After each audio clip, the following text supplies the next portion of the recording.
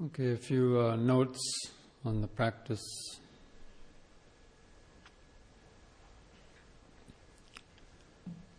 So yesterday I was in the yoga class explaining the three-part breathing, and how in developing that three-part breathing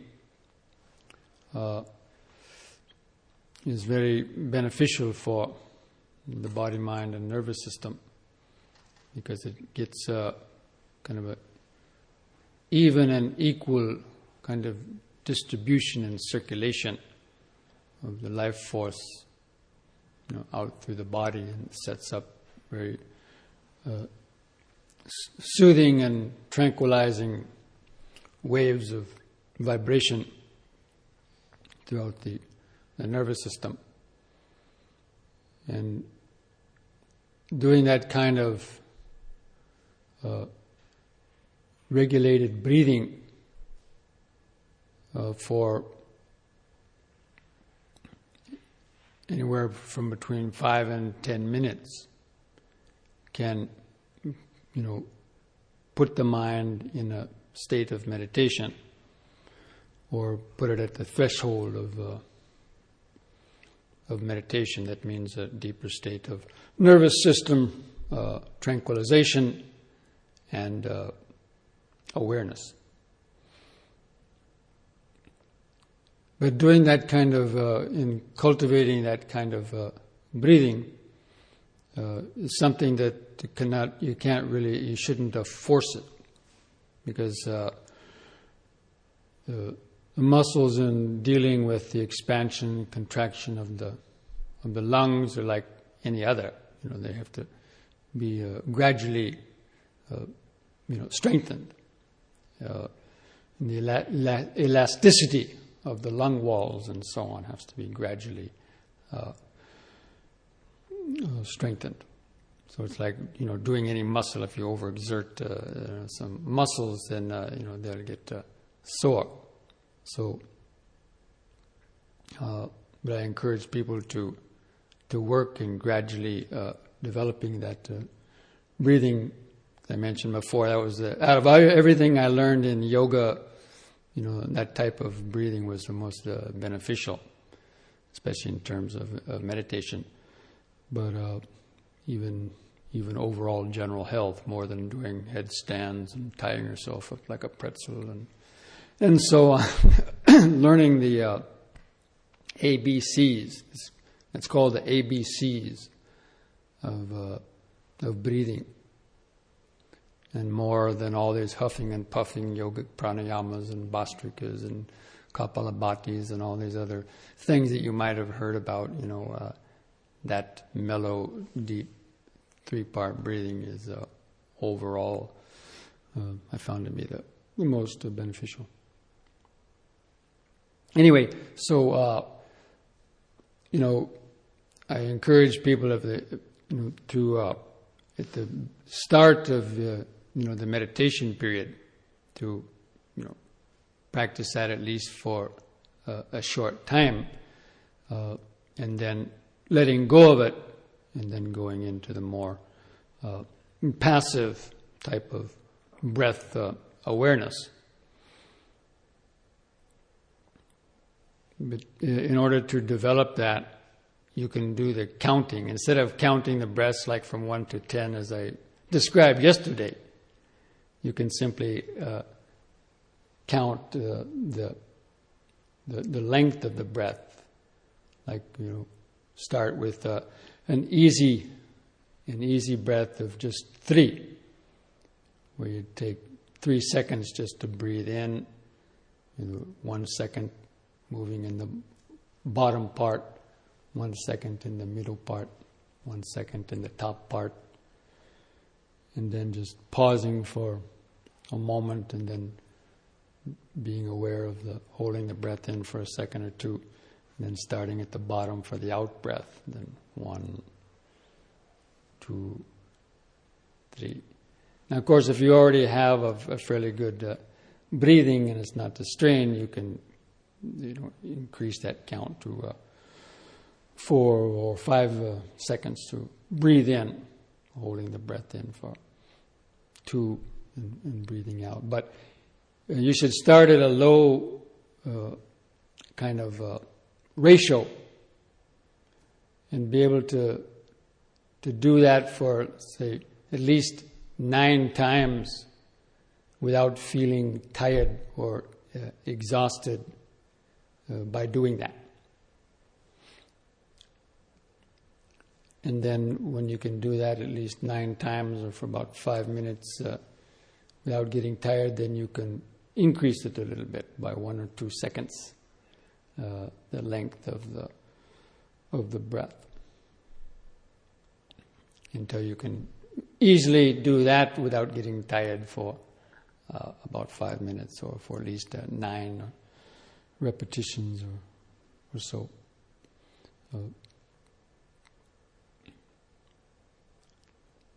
And that can be built up to longer breathing. But again, that kind of breathing is not to be done all the time, but just to do it for about some minutes or for about 9 times and then let go of it. And then just experience the effect of that and go back to just observing the subtler movements of the breathing. The breath still might go like that on its own, or it may not. It may go back to its own unregulated pattern, and that's okay. But in observing this comes to the other point of paying more attention to the breathing. Now that hopefully you've gotten a little bit relaxed and centered, then to pay more focus on the breathing, to the details of it, as explained in the mindfulness of breathing. And so you could try to pay attention to the beginning, the middle, and the end of the breath, of the in-breath and of the out-breath. And if you're practicing that kind of deeper breathing, or 3-part breathing, then the beginning would be the expanding of the abdomen, the middle would be the expanding of the middle chest, and the end would be the expanding of the upper chest.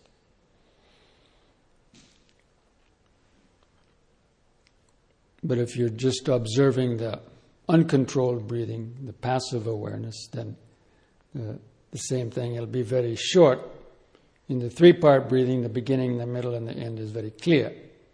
But in shorter breaths, when your breaths become very short and faint, then it's not so clear. But still, the beginning means the moment the breath starts coming in is brief duration, even if it's just for a fraction of a second, and then the stopping of it.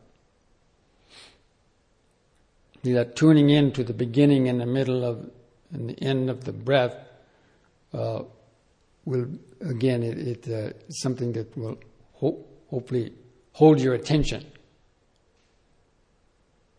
But if you just, because the breath can be mesmerizing.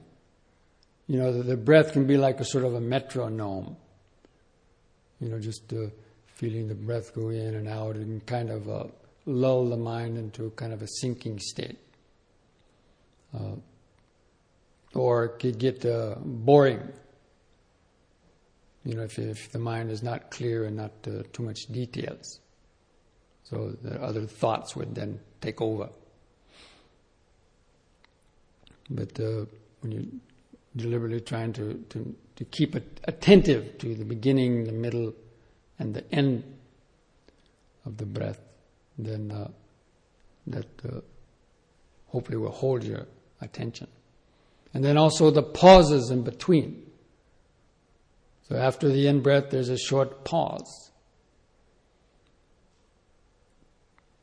even if just a fraction of a second. But if you're doing the 3-part breathing where you're deliberately holding the breath a little longer, then that pause is more clearly evident.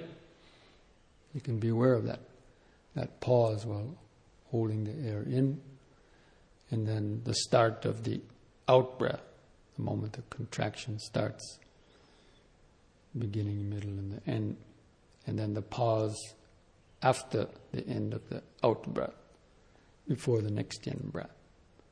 So this is how you gradually develop more focused concentration on the respiration, or mindfulness of the breathing. So in the beginning, when your mind is still, restless, you might only, see one in-breath and maybe not even the out-breath because your mind wandered and got lost in thoughts. Or maybe you saw, one in and out breath and the mind wandered and you got distracted or lost. And so you just, you just see little snippets of the breath here and there when the mind is still restless. But then as you're able to hold the attention there more steadily, then you're able to see more details of the breathing, the whole breath from beginning to end, and then even the pauses in between, and what's called connecting the breaths, or experiencing the whole breath body, which is experiencing the whole in-breath from beginning to end, the pause, and then the whole out-breath from beginning to end, and the pause without any interruption in the awareness. It's called the whole breath. So anyway, these are just the kind of the process of gradually developing the concentration. And of course, if you're focusing the attention at the tip of the nose, those details of beginning, middle, and end are not very so clear. But if you still want to focus the attention there, you can do that. But so with the 3-part breathing, to start the period doing that until you feel like you're getting tired from that, then let go of it. But you can come back to it during the meditation, especially if you have too many thoughts and you can't really concentrate well. Then to come back and do that more regulated breathing is a way to help stay concentrated, or at least to help you stay focused on it better. Or if you're feeling tired and drowsy, come back and do that kind of breathing. So you can alternate that, doing that breathing for a few minutes, and then coming back to it now and again from time to time during the meditation period. And even doing that just for one round, just taking one slow, deep 3-part breath can work wonders on the mind and nervous system that kind of really, zoom you back into the body, to get plugged back into the more dynamic process of the body. Now, another thing I wanted to mention was about the distracting thoughts, dealing with distracting thoughts. And if you have certain thoughts that keep coming back to you and keep sort of harassing you or disturbing the mind, and mindfulness may not be enough to effectively deal with it. Because normally when we have a thought arising in our mind, we try to just be aware of it, thinking, or even to see what sort of thought it is. When you can notice a thought, often it just falls away by itself. It doesn't stick in your mind. Because that's the power of mindfulness. When the alert attention is there and it's aware that a thought is arising, very often the thought would disappear. It's sort of like a mouse at night in your kitchen. If it's dark, the mouse will come out and run around on the table. But if you're standing there and you shine a light on the hole, the mouse will go back in. So the same way with our thoughts. If our mindfulness is very clear and alert, we notice a thought arising, then that light of awareness is enough to kind of knock the power out of it. But that your mindfulness may not be that strong yet. So therefore, if the thoughts keep coming, or the thought may go away, but it come again in another 10 seconds, you find yourself lost in it. Especially thoughts of like ill will and resentment towards people or situations. So to deal with those, there's the practice of substitution. You substitute that kind of negative thought for a thought of a positive value or quality, or opposite value. So especially in terms of, let's say, thoughts of ill will, resentment, anger directed towards persons, or even animals. But then you would try to substitute, wish those people to be well, happy, and peaceful, or to practice a few moments of metta, or a minute of metta toward those persons. So that you don't continue to build up some negative types of thoughts. And you understand that these people that hurt you or disturb you, they themselves are sick, and it's not really them; it's just their conditioning that causes them to do things that hurt us, annoy us. And so, wishing that they be free from greed, hatred, delusion, be free from their pains and suffering, then they wouldn't do those things to harm us.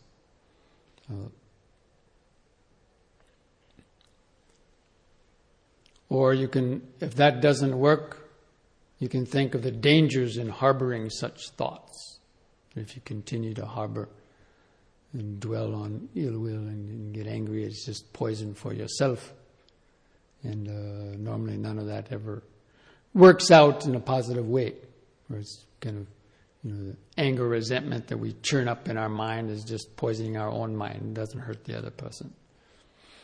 Or if left unchecked, it could lead you to do some negative karma, like telling a lie or stealing or physically abusing somebody or using some bad speeches and slandering and so on.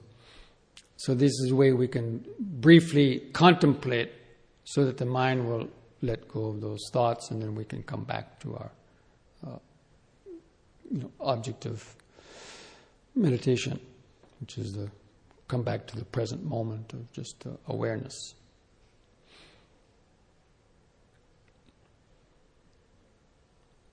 And there's 3 right thoughts. A lot of people think that in meditation you have to get rid of thinking. And they say thinking is the enemy, and blank out your mind and get rid of thoughts. But actually in mindfulness practice, that's not our goal. The goal is to be mindful of the thoughts, but not let them lodge in the mind and then start consuming all of our time and energy and triggering off all kind of other bodily reactions and so on. So you can't really stop your thoughts. But by skillfully dealing with them, they gradually stop on their own. So we become aware of them. And the thoughts can come and go in the back of the mind, but they don't have to disturb your concentration.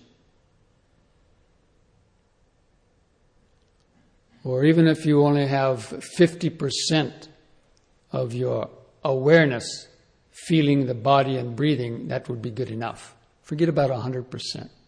You're not going to have 100%. Or even 20%. Second day, give you a break. 20%. So if you can only have 20% of your attention, knowing that you're sitting or following the breath, that's a very great, fantastic achievement in itself.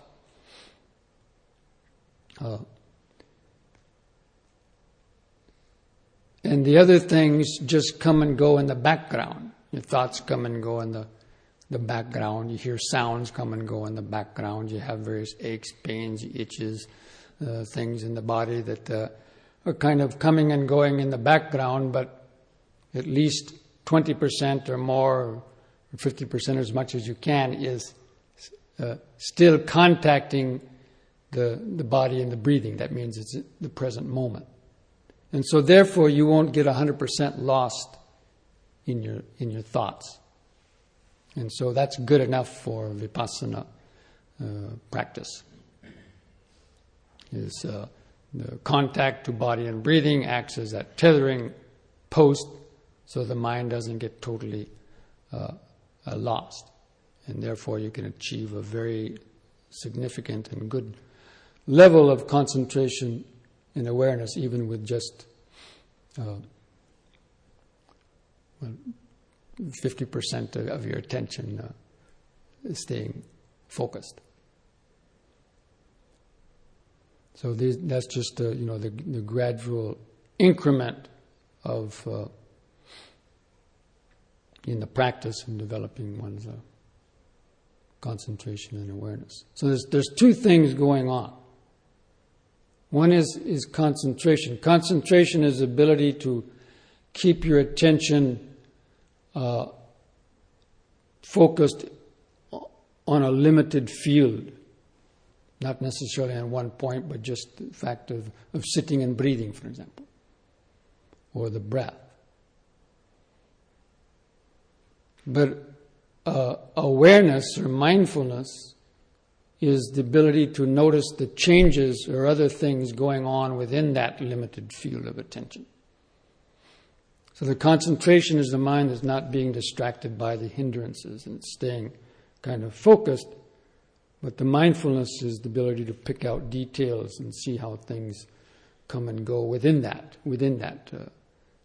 field of attention. So that's the way both mindfulness and awareness work together. If you're not able to keep the attention there, you won't be able to effectively see what's happening and be very mindful or alert. So these are just some points I want to remind you about to keep working on today in your practice.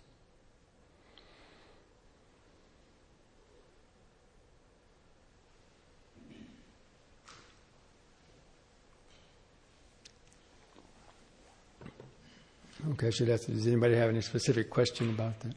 Yeah, you said you mentioned metta meditation. Could you describe a little bit about how to do that? Well, you would come to an interview and, I don't want to go into all that now because it can be blown out. But basically it's even in a short, if you catch yourself thinking about somebody in a negative way, just say, may you be well, happy and peaceful. May you be free from suffering. May you be free from,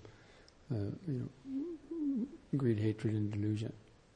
And just, if that's all you just repeated, that would be better than thinking negative thoughts about them. And then the negative thoughts would probably just go away. So very shortly, that is how you practice that. Or if you're beating yourself and you're blaming yourself for having, then even send metta to yourself.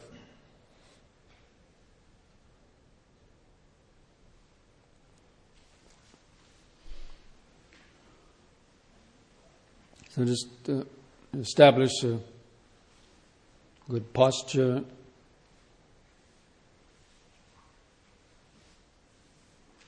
Sort of feel that inward curve of the lower spine, but not exaggerated. Just feel how the lower curve of the lower spine is supporting your upper torso.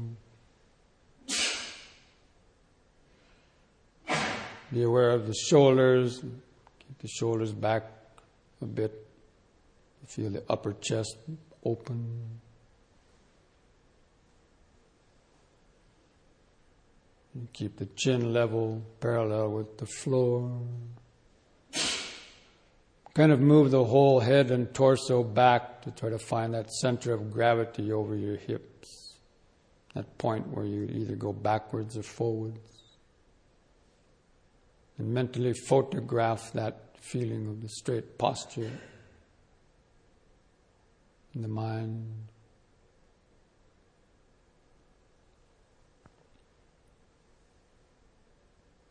Then begin taking a few deep, slow breaths. Try taking some of the three-part breaths. Drawing the air from the abdomen up to the top of the lungs. Holding it for a moment and slowly letting it out.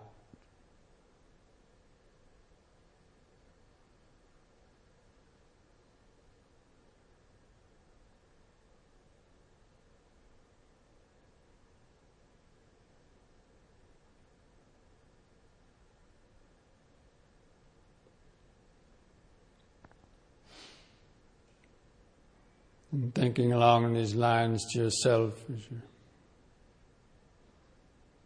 doing a few more rounds of that breathing. Just breathing in, letting go of the past and future.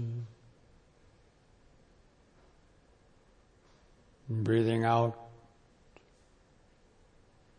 sitting here and now.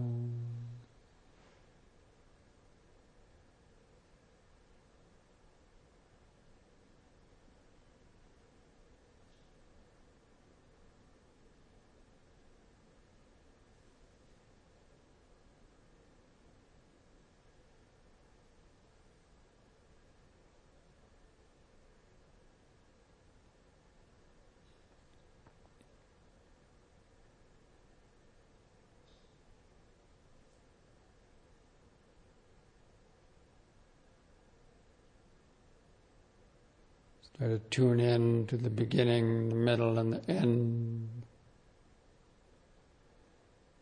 of the in-breath. And feel the pause.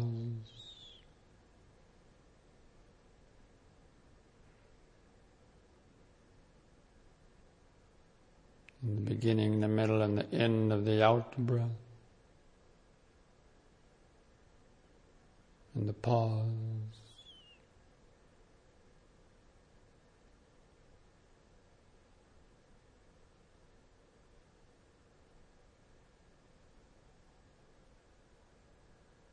It's like looking through a magnifying glass. Pick up on the subtle details.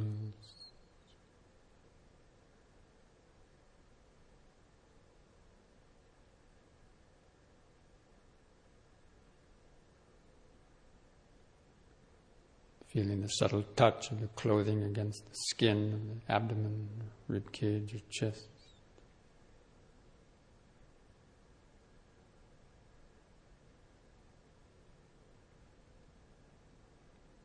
Feeling any sensations inside of the abdomen, or stomach, or lungs.